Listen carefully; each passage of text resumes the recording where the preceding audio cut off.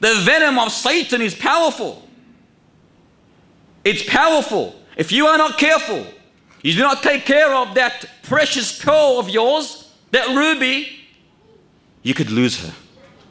You could easily lose her. Because the poison arrows of Satan are very, very sharp. Are very sharp.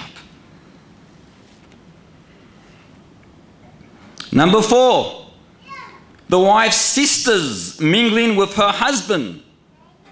And this is another case that we see in our society. Amongst us Muslims I'm talking about, not the kuffar. The kuffar are kuffar. Who cares what they do? They do the most evil, filthy things. But they're not accounted for because they're not Muslims. We don't look at them, we look at ourselves. How many sisters of the wife talk to the husband?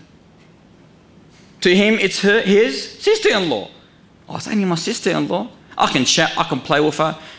There's a game that's called Bull Rush. I don't know if you've heard it. It was in my days, in my olden days. And Bull Rush is a game that we used to play where you can fight and wrestle with the person, and whoever puts the other down first, he has to race to the end of the line, and come back to the place when you've put the person down. Now this is played, I actually witnessed this being played by sisters and brothers on one occasion when I approached them. Now the sisters here were the sister of the wife. She was playing with her brother-in-law. And I said, what are you doing? To the brother who was playing with the sister-in-law. She's only my sister-in-law, it's not a problem. She's only 16, 17 years old. 16, 17 years old? That is the worst of ages.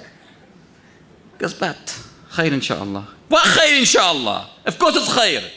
But what you are doing is not khair. And he tried to justify his actions and this and that and whatever.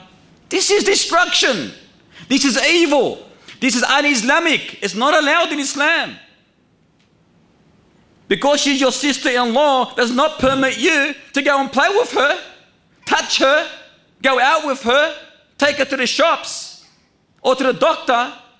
Oh, she's my sister-in-law. She is not allowed for you in any way to be alone with you, to talk only when you have to talk to her. Even to talk to her, you have to have a reason to talk to her. This is the misconception that we have allowed it to be without understanding or rectifying this problem. It's only my sister-in-law. I don't want to know more than that. I don't want to know it's haram. It is haram. It is haram. And know it's haram. Keep away from this. You have no reason to talk to her. Don't talk to her. You have no reason to see her. Don't see her. That's the way it is. This is Islam. You want to be Muslims? Be Muslims. You don't like this talk? Allah subhanahu wa ta'ala sees what we are saying tonight, and tonight you are judged. So you came, walillāhi alhamd, this is being passed on to you. You are accounted for it because now you are not ignorant no more. You are no longer ignorant. فَنَسْأَلُ الْعَافِيَةَ. May Allah help us all. Number 5. You know, I can see some brothers about to stand up and go. They don't want to continue the whole session. Is there anything more beautiful than light, the light of Islam? Number 5, the mingling of a woman's brother with the sisters of his foster sister.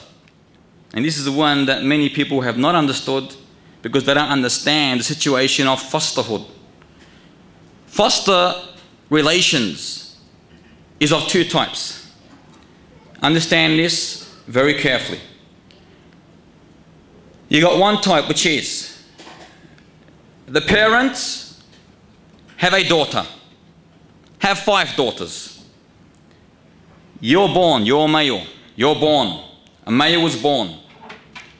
The mother of these 5 daughters suckles, allows him to suckle her, breastfeed in other words, from her. How many times? 5 times. 5 separate different times. This young lad, young child, breastfeeds from this mother 5 different times. She becomes his foster mother. Foster mother. He becomes her mahram. Every single person in her family is related to him through foster relation. Is that understood? The 5 daughters that she's got become his foster sisters. He is allowed to be independent. He is allowed to talk to them. He can take them out wherever they want on their own. He is not allowed to marry them. Likewise, his foster mother, her sister, which is his auntie, she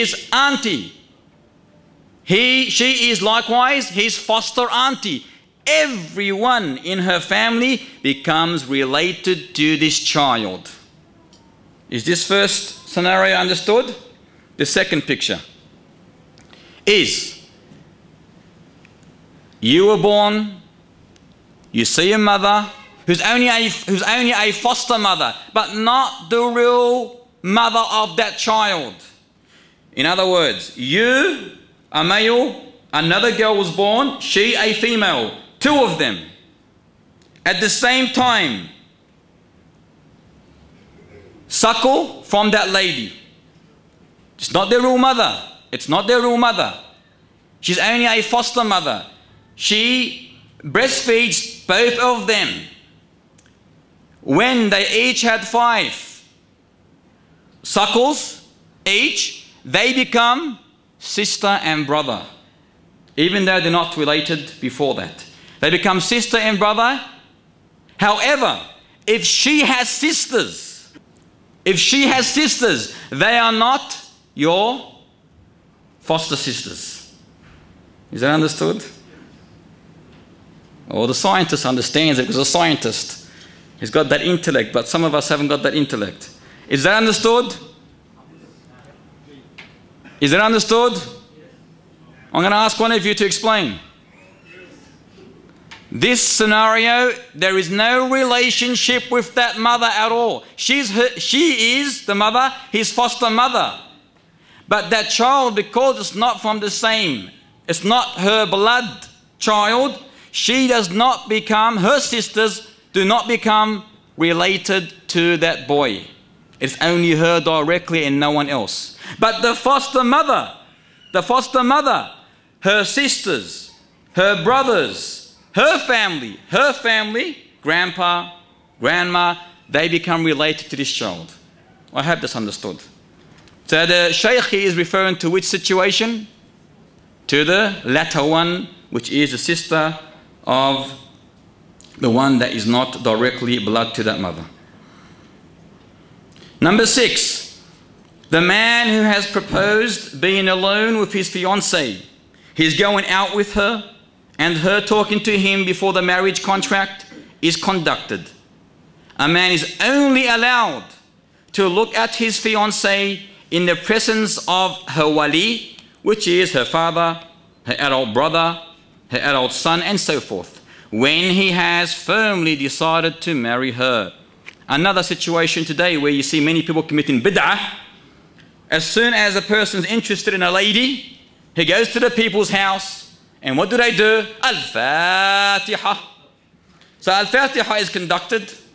Now they believe that Al-Fatiha, Al-Innovation, they believe it to be what? To be a contract. A contract. This is not a contract. This is not a contract. It's a syntact. A syntact, that's what it's called. And not only that, it does not allow you, under any circumstance, to be allowed with this person after Al-Fatiha. There is no allowance whatsoever. Why are you laughing like that? You're making me laugh. So here we get this problem today, which has arisen, which is what? You see, many brothers, for example, La, khalas, I can take her out, I can go out with her, I can talk to her, I can this, I can that, I can whatever, because Al-Fatiha has been conducted.